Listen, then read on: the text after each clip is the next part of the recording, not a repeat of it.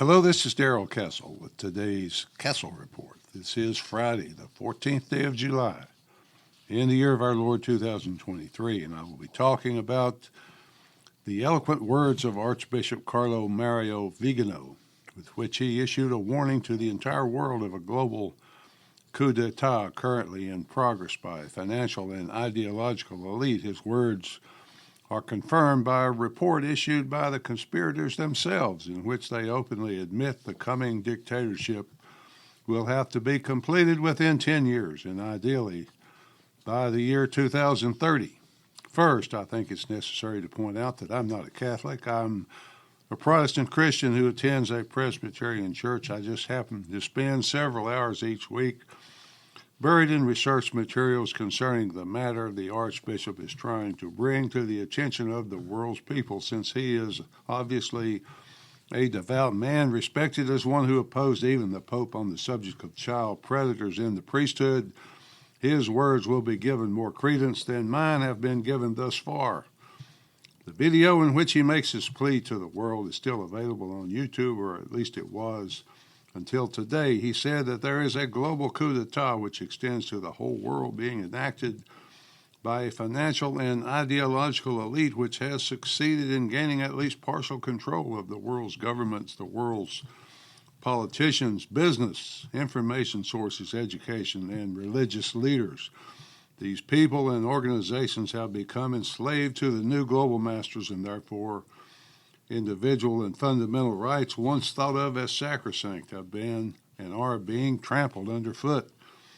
There is a world war against humanity, and we are the enemies of those who seek its destruction. My own opinion is that every Western political regime is committed to an anti-human agenda. They do it for money, of course, but mainly to centralize power and institute a planetary dictatorship. It's being done under the auspices of the World Economic Forum, which calls it the Great Reset, and the United Nations and its various divisions, which calls it Agenda 2030. They know that their plans cannot succeed while people still have faith in God. Therefore, they endeavor to erase God from the minds of the people. I believe that is what attracted the Archbishop to this struggle. These are very sinister but very clever people who use the capital of the people, the fruits of their own labor, forcibly, if necessary, extracted from them to destabilize the social order painstakingly built by millions of people over centuries. So we build the bulldozers they use to destroy thousands of years of Christian civilization. The would-be global dictators are so confident of success, they have openly prepared a written report of about 30 double-sided pages detailing their plans for the next 10 years with a goal of completing their plans by 2030. The report is entitled, quote, "The Future of Urban Consumption in a 1.5 degree centigrade World," end quote. I have a copy of the report right here in front of me. I've read it, so you don't have to, although I encourage each one of you to read it, to share this information with at least one person you love. Do you know what 1.5 degrees centigrade is in our American Fahrenheit world? Well, it's 34.7 degrees, folks. Yes, that's right. These people want a world where we live and maintain 34.7 degrees as an average annual temperature to keep the planet from heating up. It's absolute insanity. These people are lunatics. I know they are, but they are totally dedicated to forcing this plan on us. Fortunately, the World Economic Forum and the UN are not being secretive about their plans to enslave us, just as tyrants and dictators and those who dream of a world controlled by them have done before. Adolf Hitler wrote of his exact plans while in prison in his book, Mein Kampf. He warned the German people of what he had in mind for them, what he was planning for them, but they elected him chancellor anyway. I pray that we will heed the words of our would-be dictators and not make the same mistake the Germans did. So how will the WEF and the UN get us to 34.7 degrees? Well, for starters, the average American likes to eat meat. I would wager that you are at least average, so you will be restricted to only 14% on average of the meat you once consumed.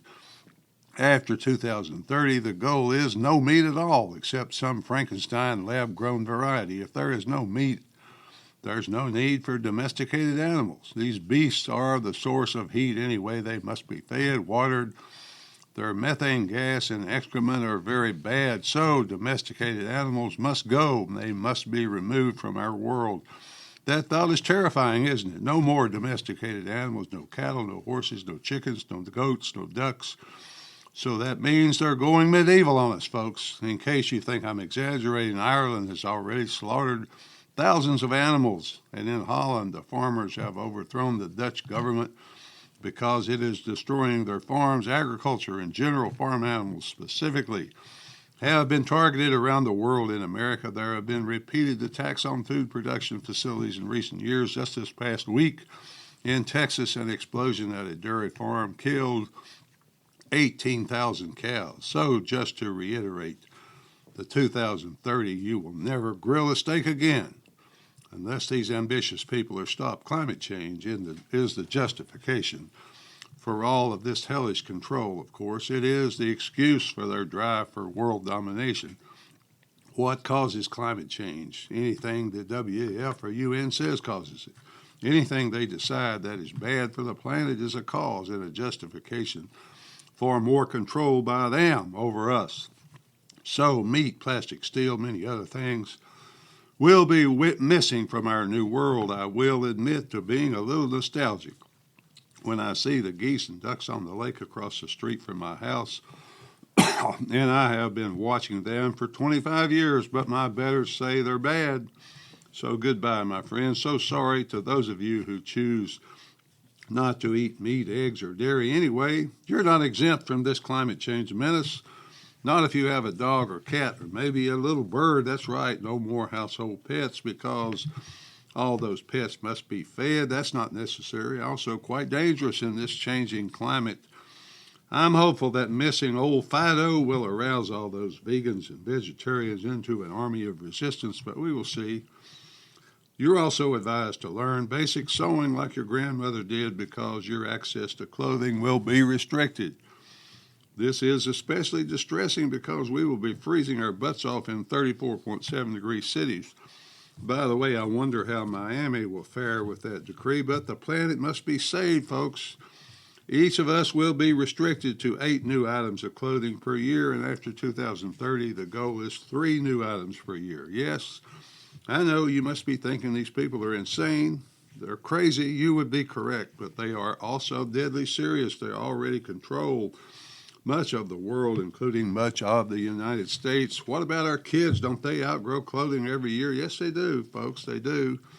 And that's a problem, but you don't have to worry about that because there will be far fewer kids in our future. Birth rates are collapsing across the Western world. That will continue into the future. Vaccines that attack the human reproductive system will continue to be forced through intimidation into the young so they could no longer reproduce. If you think that sounds like fantasy, just look at the Pfizer documents ordered to be released by a federal judge. You can listen to the words of Dr. Naomi Wolf, watch her video. She and a team of 3,500 were charged with sorting through and cataloging tens of thousands of pages of documents which that company admits to attacking the human reproductive system.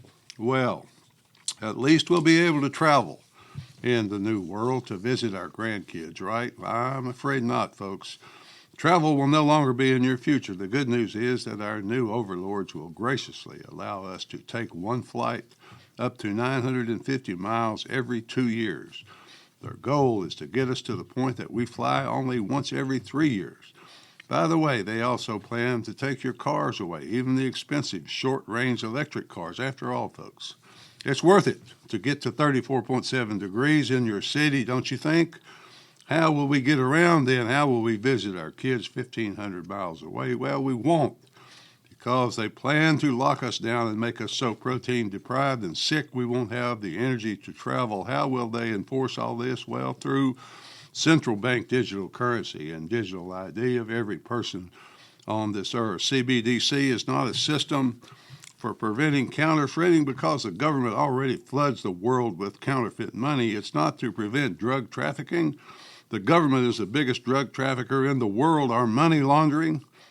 It's instead a system of social control and a system of stamping out human resistance to the new global dictatorship. There will be no privacy in our new world, but unlike the systems under Mao, Stalin, and Hitler, we will not have to worry about being denounced by our children. Digital ID powered by digital currency will do that for us. They will record everything you buy, everywhere you go. The saviors of the planet will know whether you are a willing participant in their global dictatorship or whether you are a resistor. I read of a woman once who escaped from North Korea, and she said that if someone was really good over there, really good, well-behaved, that person might be rewarded by being allowed to have a rice cooker. Maybe that's in our future, folks. This new world will most likely be ushered in by some new planetary disaster. COVID was a test case for the new overlords to shut down the entire planet, ruin economies, destroy supply chains, destroy businesses, kill many people, destroy the health of many people. The head of the World Economic Forum, Klaus Schwab, said in the last conference that the world is in for a very difficult year. Perhaps they're planning some new pandemic, some climate event, ecological disaster, or perhaps world war, any of which can only be solved with their permission. Archbishop Vigano said that this is a global war, therefore it requires a global defense. People of goodwill must come together, he said, from all governments, all walks of life, to meet and to issue an anti-globalist manifesto which refutes their agenda point by point. People who want to defend traditional Christian society should come to this meeting and act now, the Archbishop says. The old system of divisions along the lines of political parties must be put aside to solve this problem. The anti-globalist alliance must come together to resist the efforts of what amounts to a combination of the worst dictatorships of all time. There have always been those who lusted for global conquest and global control, but now the technology is there for them to achieve their dream.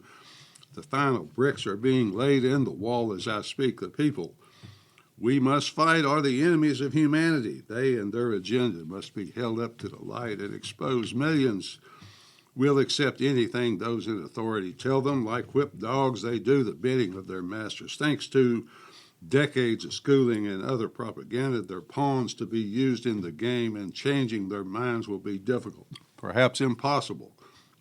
They see the enemy as having good and pure motivation. Remember, folks, for our young people, normal is what you're born into.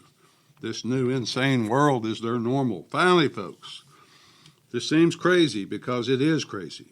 But if it is real, and I believe it is, then it is the most important story for humanity since Jesus was on the earth. At least that's the way I see it. Till next time, folks, this is Darrell Castle. Thanks for listening.